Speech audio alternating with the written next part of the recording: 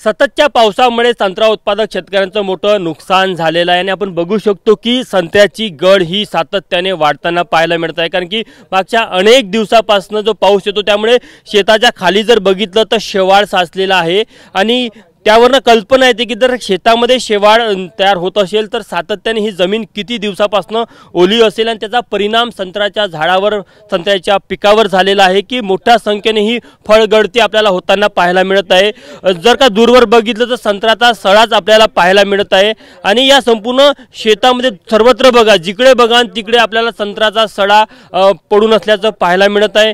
मधुकर बावनकर हे शेतकरी आहे, त्यांचं शेत आहे, आपण त्यांना विचारूया किती या बागेमध्ये झाडं आहे आणि किती नुकसान झालं। हे 4.5 एकर जमीन आहे आणि 4.5 एकर मध्ये पूर्ण संत्रा आहे आणि संत्र्याचे झाडं आलेले आहे।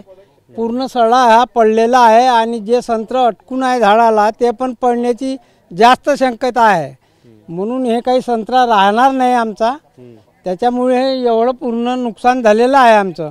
बरं, मला एक सांगा की किती नुकसान पैशामध्ये मोजायचं असेल तर जवळजवळ 8 लाख म्हणजे 20 ते 25 लाखाचं नुकसान झालेलं आहे। पूर्ण बगीचा आलेला आहे, त्यामुळे संत्रा आहे भरपूर आणि भरपूर खाली सांडलेला आहे आणि वरतून अजूनही टिपकत आहे, गळत आहे।